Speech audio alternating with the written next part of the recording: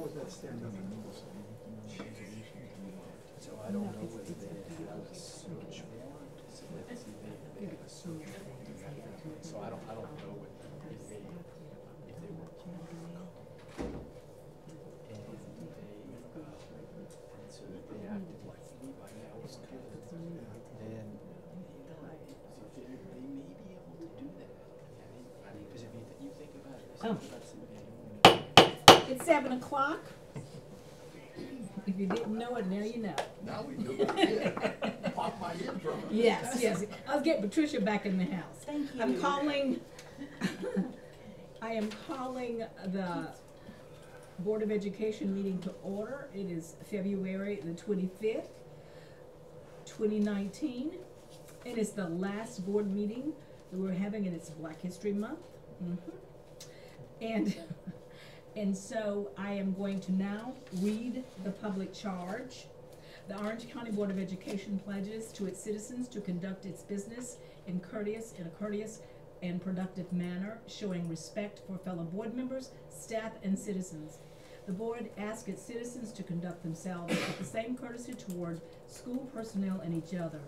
As per board policy, Robert's Rules of Order will be used to conduct meetings. A moment of silence will be observed before each meeting. The board asks that you check your cell phones and other electronic devices to be certain that they are turned off or on vibrate to avoid interruption of this meeting. We will now observe a moment of silence.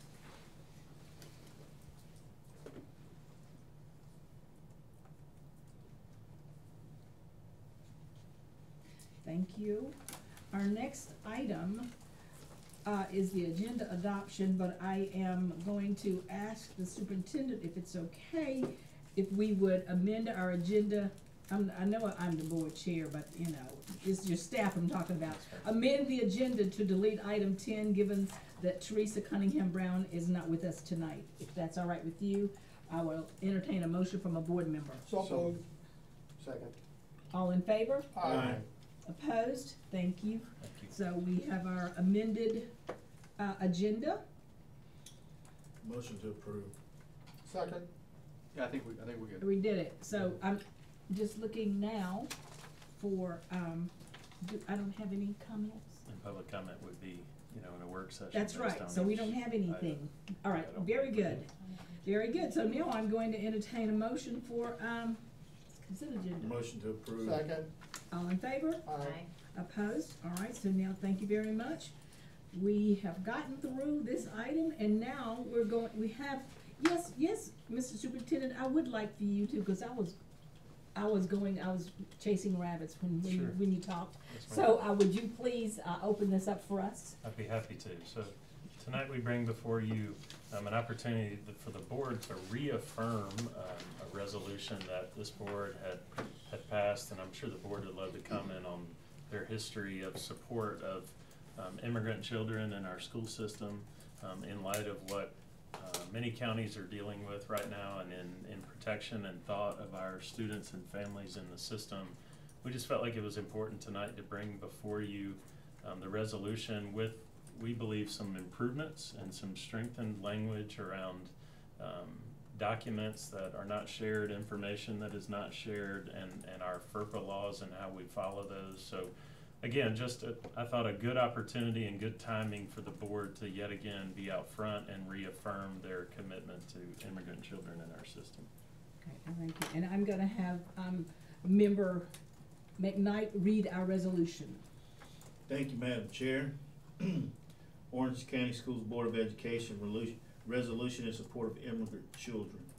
Whereas the Orange County Schools is a compassionate and caring school district that is committed to creating a welcoming atmosphere that values equality and social justice, and whereas ensuring that our schools are safe and inviting for all students and their families will facilitate the physical safety and emotional well-being of all children in the district, and is paramount to the students' ability to achieve.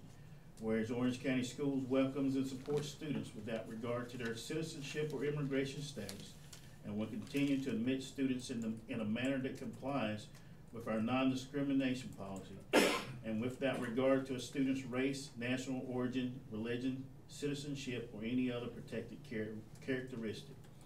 Whereas immigration arrests, detentions, and deportations affect families every day, and indications that deportations will increase dramatically have created a climate of heightened fear and anxiety for many students and their families. Therefore, be it resolved, the Orange County Schools Board of Education hereby affirms that Orange County Schools personnel shall not inquire about or record a student or family's member's immigration status, and pursuant to the Family Education Rights and Privacy Act, shall not disclose the information if it exists except when required by law.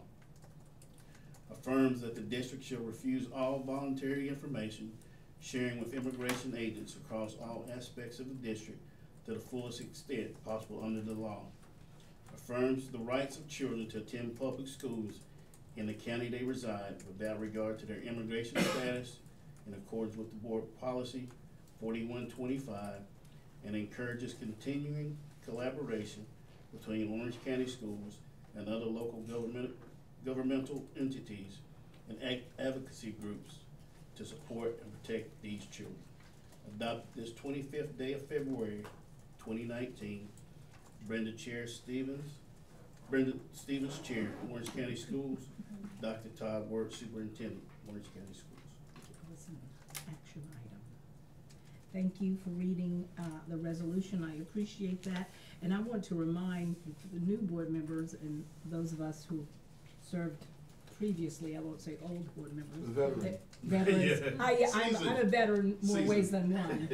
That, you know, we were one of the first boards to step up and pass a resolution. Right.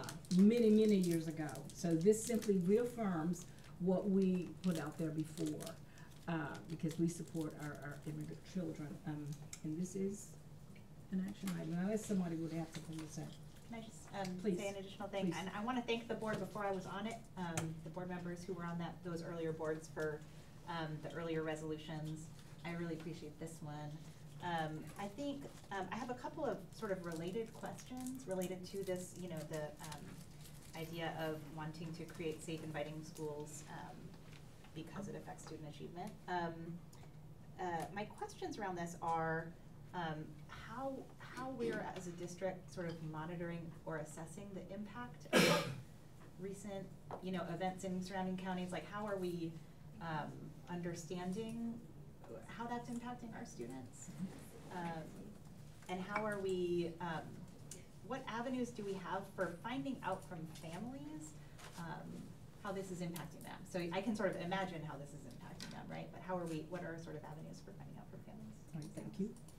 So, what we've been doing is the children that are in our schools, they are going to the social workers and the counselors, and they're letting them know when they have distress, or they are able to recognize when these kids are missing days and they have relationships with families.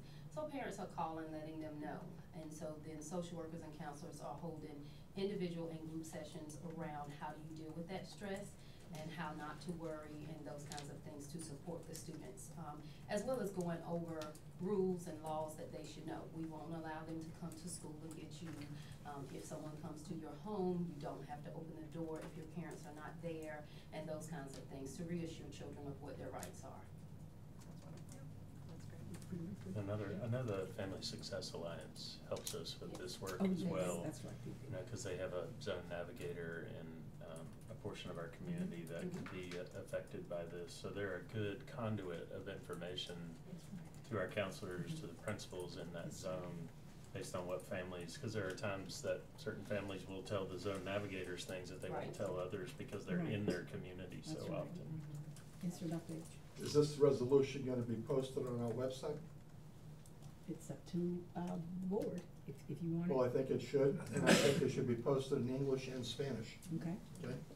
And any other publications that we can have this posted in Spanish, I think is critically important that we do that. I think we need to reach out to the Hispanic community, not expect the Hispanic community to reach out to us.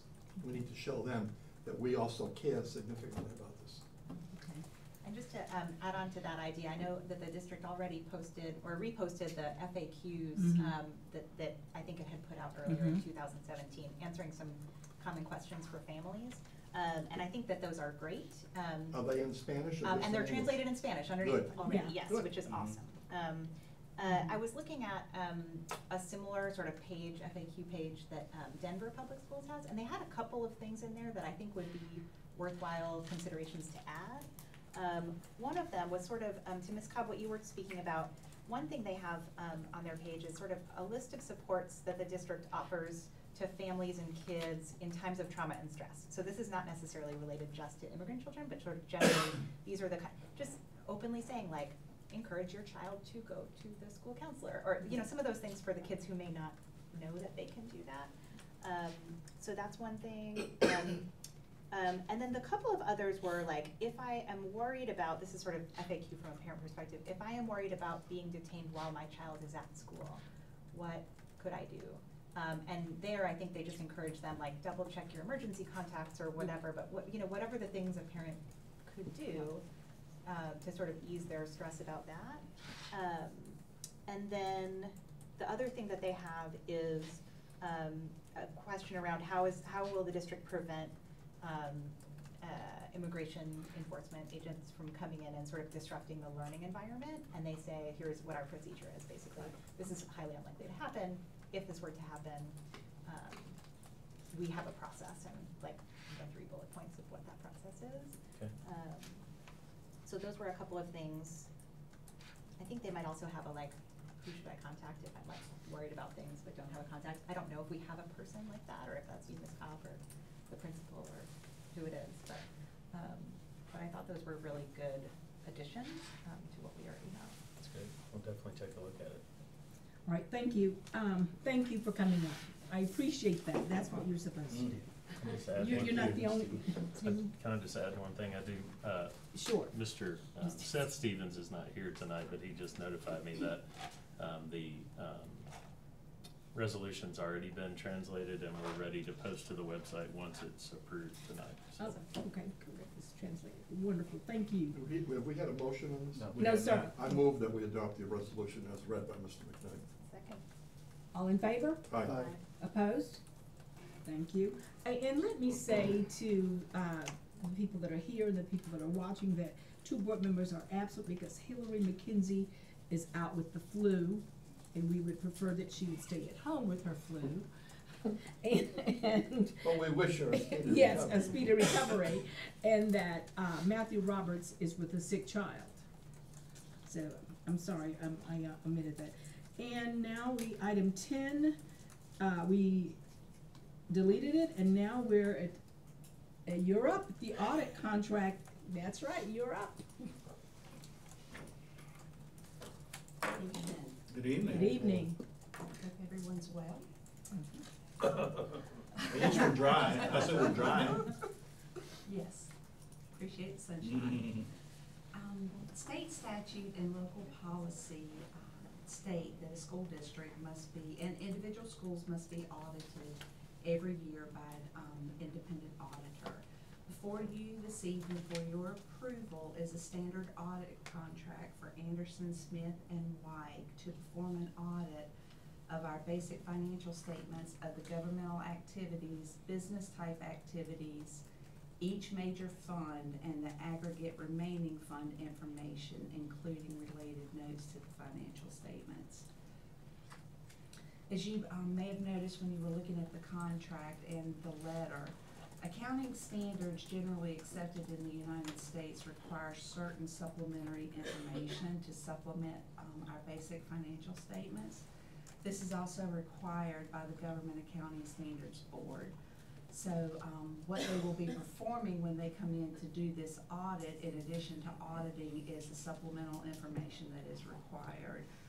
It will consist of inquiries of management regarding our methods of preparing the info and comparing that to the consistency with our responses that we provide to them, the basic financial statements, and any other knowledge that they may obtain during the audit. Their procedures will include tests of documentary evidence supporting transactions that have been recorded, tests of controls over compliance to evaluate the effectiveness of the design and operation of those controls that we have put in place, and to make sure that they are relevant to preventing or detecting material non-compliance. Excuse me. Tests are also performed of our compliance with provisions of applicable laws, regulations, contracts, and agreements, including grants. The cost of the audit is $31,500 plus reasonable out-of-pocket expenditures. Is there any questions? Yes, sir. So what historically, well, first of all, let me ask this. Did we solicit proposals for this, bids for this? Not this year, no, sir, we did not. Okay, how come? It has not been, it has been 3 years 3 since years. we submitted for a proposal, and the cost did not increase. And due to that, as well as our value in the audits that they are performing and the consistency in that, we did not feel like it was a need to go out for a bid. Okay, is there a statutory requirement that we have to so many years solicit bids on this? No? There's not. Okay, what have the out-of-pocket costs run average last 2 or 3 years? Around it was $2,483 in 2018 and $2,640 in 2017. Okay. Well, I think it's important to put that out there, so it's not just the 28,500 plus the 3,000. Yeah. Because you're paying for the travel, postage, as I said before, this and that. Okay. Historically, I thought we, every 5 years, solicited bids for audit proposals. Historically, that may be accurate, yes. Okay, so we're in our 3rd year with them right now? We're in our 3rd year. Yeah. I just think it's important to regurgitate the historical stuff once in a while. Otherwise, new people will know that there has been a pattern of solicitation after you do 5 years. Yeah, and it's not just a pattern. It was recommended by the state auditor's office when my office was in financial trouble, that we When had. you worked for the When I county. worked for the county, yes. Because your predecessor was a crook. Yeah, they sent her to prison. So, the state auditor's office Well, I'm came just in. being blunt, I'm Right. not gonna beat around the State bush. auditor's office came in, and we hadn't changed Yeah, I for know, there's a years. rich history there. So- She was a crook. And the firm that we're actually working with, Anderson Smith, has really been good here. They have, and But it's they important to audit change. 50 school districts across the state, and 90% of their business is schools. Yeah, but it's important to change, because the auditor said, once you look at it so much, you can't see certain things, you just miss things. And I'll say that you did a good job when they got rid of the crook, put you in there, things turned for the better, so that Thank you, was we good. turned Well, things around. That's exactly right. So the question I have is on the reasonable expenses.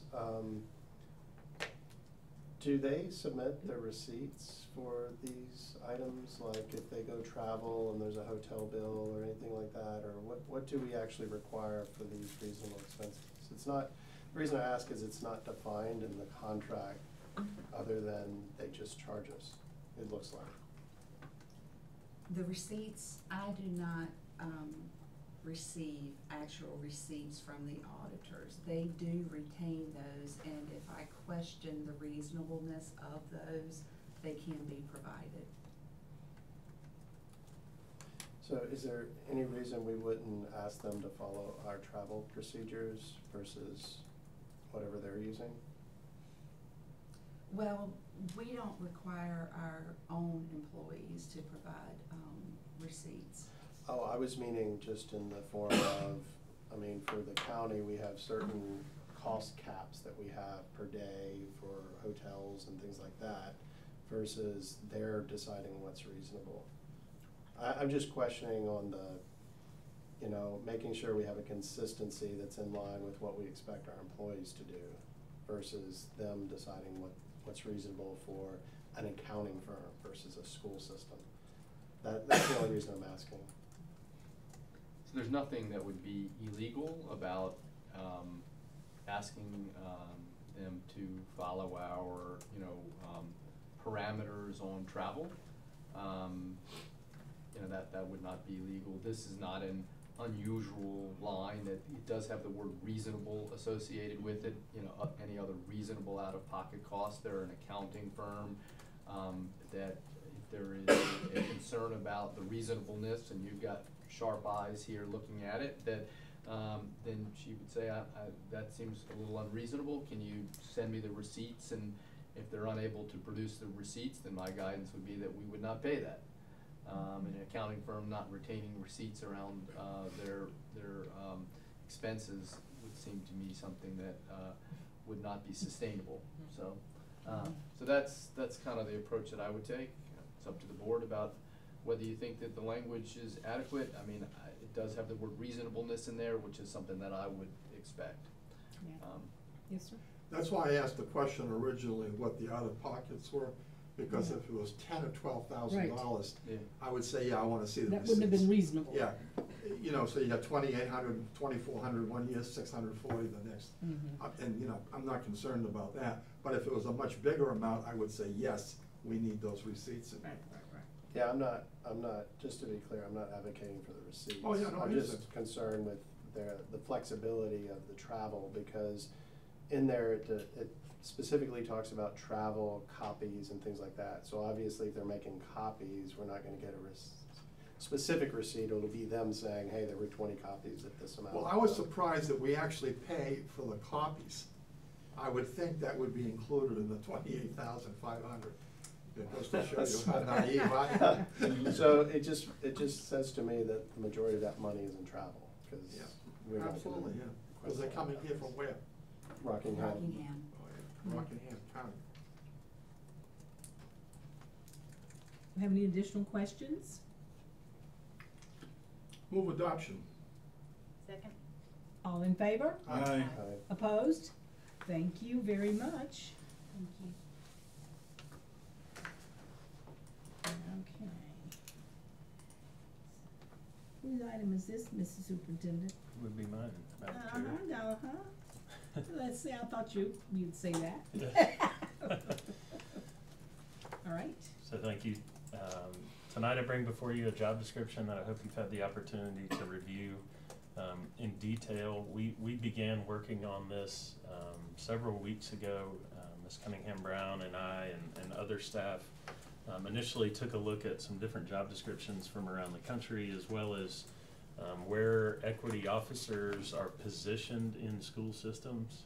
We looked at certainly districts in the state of North Carolina like Wake and Guilford, who have had these positions for maybe a longer period of time than some other districts. We looked at Jefferson County, Kentucky, Seattle, Washington, just to name a few, to really get some ideas around the job description.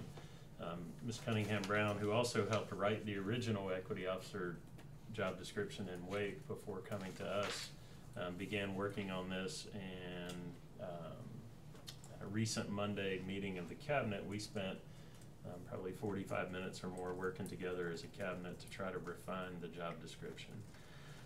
Before you tonight, you can see we are making a recommendation that it's a chief position that sits at the cabinet level. I think some of you have heard me speak to that previously, that I just firmly believe this is a cabinet job. This is a position that needs the ability to work across all departments in the school system, work collaboratively with chiefs, and be able to work across and down into different departments.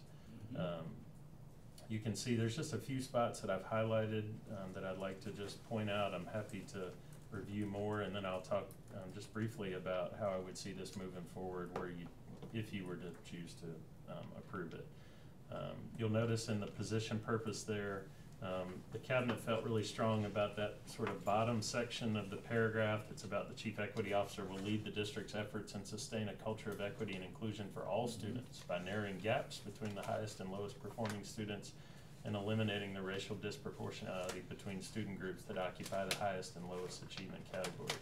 This person will plan, organize, and direct initiatives related to diversity, equity, and outreach, provide leadership to increase effectiveness in promoting equity and inclusion district-wide, and implement the district's equity plan and serve as the district's leader for equity goals.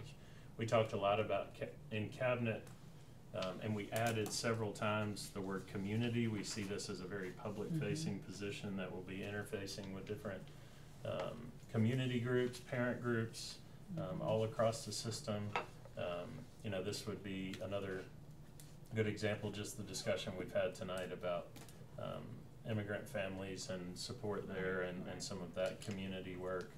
If you flip over to knowledge and skills, we had a lot of discussion there as well. We definitely wanted somebody that had the knowledge of contemporary diversity, equity, inclusion, and multicultural concepts and issues, especially in public education. The demonstrated ability to effectively work and communicate with students, parents, community representatives, and school personnel. And then the demonstrated ability as a professional development trainer with skills in group facilitation and the ability to deliver culturally responsive and related equity training for school-based personnel.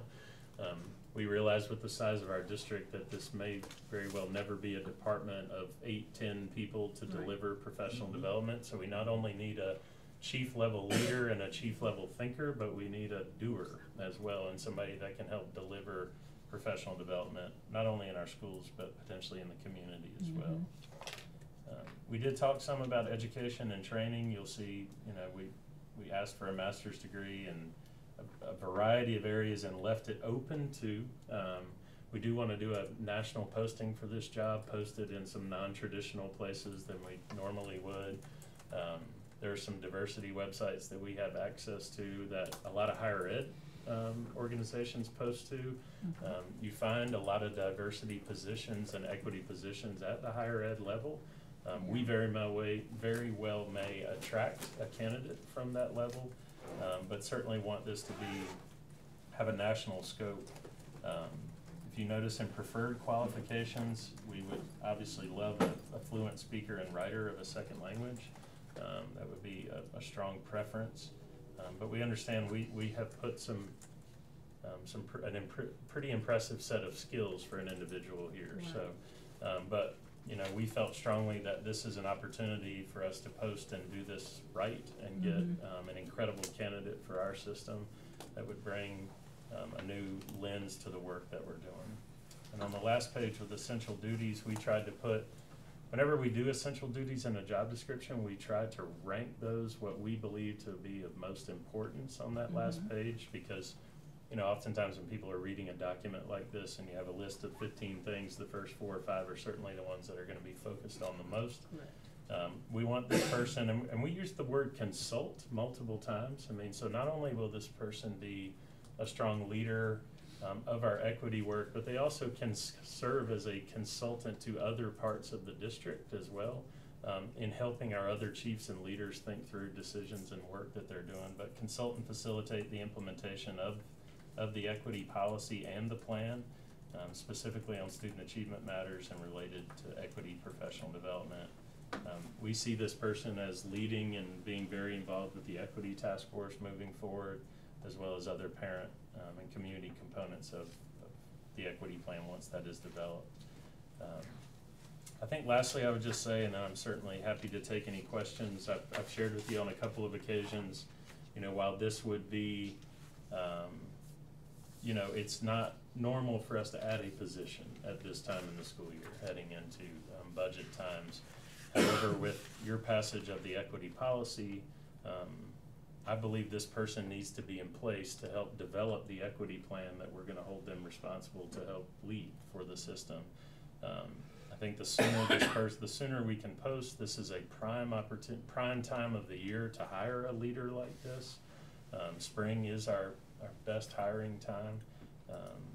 So we envision this, again, being posted nationally in some non-traditional ways as well. We would have the ability to pay for this position based on lap salaries that we currently have. I think I've shared at the budget committee previously. I have talked to the manager about this position specifically. She's supportive. Her recommendation is that if we were to move forward with this, that we include this position in our continuation budget. And then the other things I would say, you know, we are working to identify, if it were to be approved, an internal hiring committee that would be diverse from across different parts of the organization, as well as doing some input sessions. So, you know, as you know, when we hire a principal right now, we go out and do input sessions with parents, or we do input sessions with staff or with students. we would certainly like to do some input sessions in preparation for the hiring of this position, whether that be with the Equity Task Force or other community groups that you may help us identify to be able to do that. So I'll stop there and take any questions that you might have. All right. Well, you're the equity expert you went, Steve, so go on with your question. Well, I Comment, just wanted to point out, this is very appropriate because you, Madam Chair, and Sarah and Hillary and I attended the Equity North Carolina 2-day retreat over in Raleigh. And I had jotted down some notes when Daniel Bullock, Dr. Bullock, who's the Executive Director for Equity Affairs, Durham Public Schools, was speaking, and a couple of things I jotted down, and I'm sure you, Mr. Superintendent, know this. He said the work must be intentional, the work must be collaborative, the work must be inspired. And it wasn't just work, and this is Durham Public Schools, which is a bigger system than us, obviously. But the office is Dr. Bullock himself, and he just got an assistant, so now there are 2 people in the office. And he thought that that was inspiring in itself, that it's been expanded. He works not only with principals and teachers, but he also works significantly with students, especially high school kids. Because if you really want to generate a good understanding, and you know we've seen this, and I've seen this in this school system, those young high school kids who've been working with Gayanne Chambliss and the Partnership for Alcohol Studies have gotten out there. They're out there going with clipboards into stores, seeing if people are actually following ABC sales rules. And they make periodic reports and recommendations. Those kids have really gotten involved. We've heard a couple of times they've come before us. And that's pretty significant when you've got high school kids taking that work that seriously. So I think what he was saying in Durham, they have summer programs for high school kids to get involved in equity work. Right. And he was willing to bring in some of his high school kids that could do training for adult staff in the schools, which I thought was pretty significant. So I hope that when you guys start interviewing people, I would hope the board would also have an opportunity to get a good understanding of who the person you're going to recommend really is. Because this person needs to have a very deliberate set of skills to work not only with teachers and principals, but with parents and the community, and especially kids, that they're going to have a well-rounded personality to be able to reach out and work with all of those groups. And listening to him, it's almost like there's a fraternity of equity officers out there. It sounds like they're a pretty closely knit group, and they do a lot of sharing with each other. Because there was a lot of talk about what Wake County was doing, what Durham was doing. Charlotte Mecklenburg, Mary, I forget her last name, was at a table from Mecklenburg Schools, Charlotte Schools. There's a whole lot of work going on out there, and it was kind of encouraging and inspirational just to hear what people are actually doing out there. So I think it's a good starting plan. It is. But the person who's selected doesn't have to be somebody who's going to stay in an office all day long. It can't be. Because I read at first, and I know you have to do this because it's some kind of standard thing, minimum of 40 hours a week. I said, holy cow, this isn't a punch clock position. Right. You're going to be there 8 hours, you're going to be there probably 60, 80 hours a week to get the job done properly. So anyway, I like what you got done. Were you gonna say something? I was gonna say a motion to approve. No, not yet, not yet, we need more. So the only question I had is, this is a great list of all the activities, and, definitely support it. The only question I have is, it seems like we would expect them to travel a bit, because as Dr. H was saying, and I didn't attend, but I did go to a different one, where it's important to, collaborate, like you were saying about the California trip, looking at different, and I would like to set the expectation that not that we want them gone, but we definitely want them to be able to go get education and collaborate with others. Yeah, Occasional travel. Yeah. That's exactly right. We can certainly include that. I know it. And so, I really don't want to rock the boat here, but I've been talking to some board members, and this is something different probably for OCS, but it happens in the area. We'd like a panel to go beyond OCS. If we could have a panel to help hire, of course, you know, we know you have the last say, Todd, but a panel like Tina Vasquez, and if any of you know her, she was with Family Success Alliance, and she did some truths and myths for us for equity. She helped us with that. Or someone from the Human Rights and Relations Commission to sit on that panel, or someone like you know, Minnie Fort Brown, or whatever, just to have a different lens. I sat on a panel in another community, and they had people throughout the community, and of course the county manager had the last say, but we sit the top one. So what I'm just saying, I know that you have picked some fabulous people to probably be on the panel here, but I started thinking along those lines when I was away at this meeting, and then I saw Mr. Bullock, and then I saw Tina Vasquez at another event, and I shouldn't be calling these people's names because this is recorded, but that's okay. I just believe that if we do, because this is different, and we're looking for a very strong person, a person with a lot of energy, and I believe if we have some eyes beyond OCS, it might be helpful. But I do know the buck stops with you, and that's what we expect. But I just feel very strongly, and I have spoken to, I can count to 4, that it's good to have a different panel, because we want different results. You know what I mean? Because we want a strong leader that can help our school district and help you do what we're looking forward to do. So, go ahead. Well, I think just to add on to that and what you were saying, Dr. H, too, about high school students and the way that Dr. Bullock works with high school students, would be really interesting to think about, is there a way, you know, in some interview processes, you get to see people in action, right? That's I mean, right. you bring a teacher into a classroom and have them do a sample lesson, things like that. Like, what are the opportunities to sort of see candidates in action with students or with teachers, or I'd be interested in thinking about that. That's good. You've got some outstanding kids in the Minority Achievers Program. That's right. Oh, yeah, yeah. All the math. I have a 2 small, so I'm very excited for this and your approach for it. I had a question and 2 small things. One was, if you're doing sort of a national search, I think you could take out the issued by North Carolina Department of Motor Vehicles about the driver's license. I don't think so. No. You still have to have a North Carolina driver's Be a license. requirement. No, it's a requirement. It's going I'll to say be that a- because okay, I made the alright. mistake. I hired a bookmobile driver, and I didn't put it in there, and he laughed at me a year later, saying he did not have a North Carolina driver's Okay, license. all right, so somebody will know, they Yeah, can it's get gotta it once stay they there. get here, and, Yeah, okay, it's gotta all right, stay all right, there. all right, that's fine. Yeah. Okay, so then my question, was, I noticed it said sort of it doesn't say that they're responsible for leading the development of the equity plan.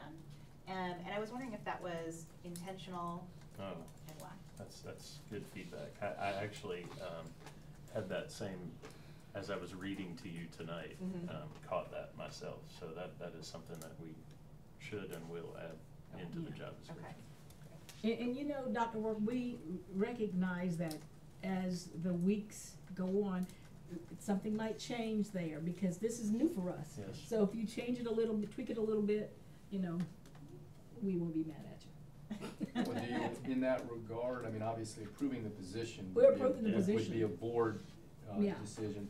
It's not, this is a unique situation where No. the superintendent's coming to you to approve a job description. I don't think the board approves all of the job description. Yeah, I'm really asking to approve the The position position. and It says the sharing the position. job description. Okay, I think it'd be Yes. important in the motion then to say approving the position. Position, and- is that and- what and you were not the saying in job the motion? description. I think that would be good.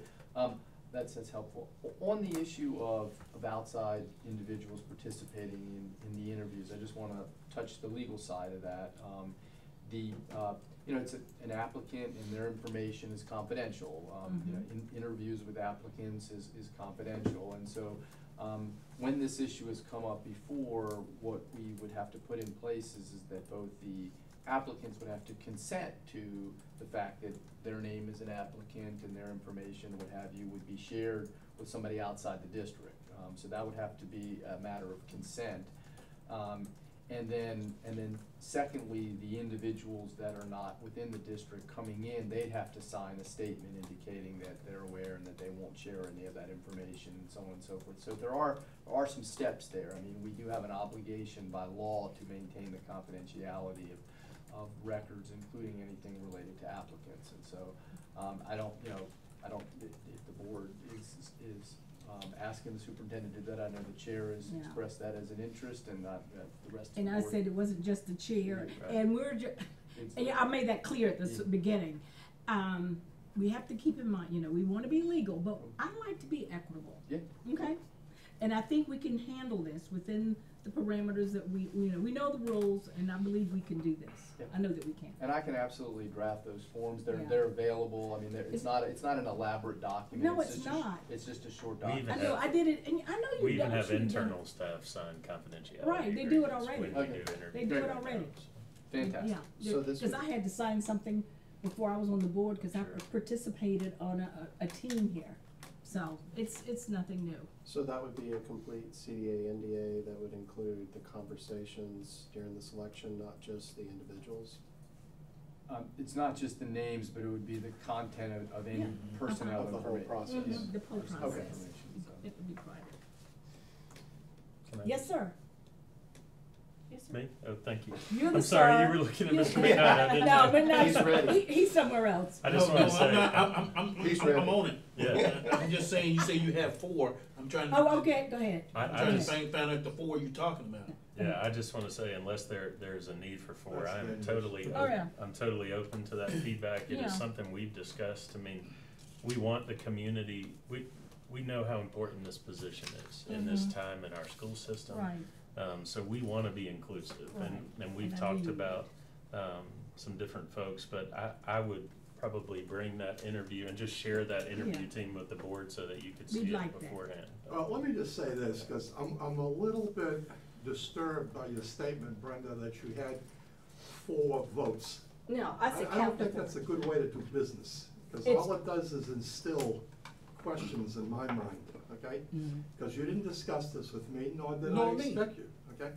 So, let's just say if the board discusses this, I have no problem with it.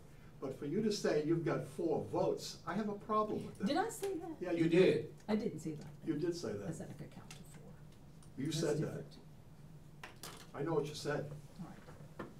All right, go on, Mr. Superintendent. I would just say, I think we've had that Yeah, conversation, we we're have. very, and as a staff, we had that as we were drafting the job description, so we wanna be inclusive, we wanna make sure not only internally we feel good about it, but that our community feels good about this hire too. All right, so. and I appreciate that, and I thank you. So how comfortable are we with the equity officer position being approved? Motion to approve. Second. And that's just the position again. Yeah. The position. Thank you. That's what I said. You did, Yeah. you're fine. It's just the recommendation line mentions the job description, said- so I wanted it to be Oh, I just said absolutely clear. position. Yeah, I said position. Thank you. All right. All in favor? Aye. Opposed? Thank you. All right, so adopted. Thank you very much. That's all we have tonight. No Oh. report. No, we were waiting for you. So if you have no report, now I will entertain a motion. So moved. Adjourn. Second. Thank you. Second by Sarah Smiley. So adopted. We are adjourned. 7:45. Oh, ooh,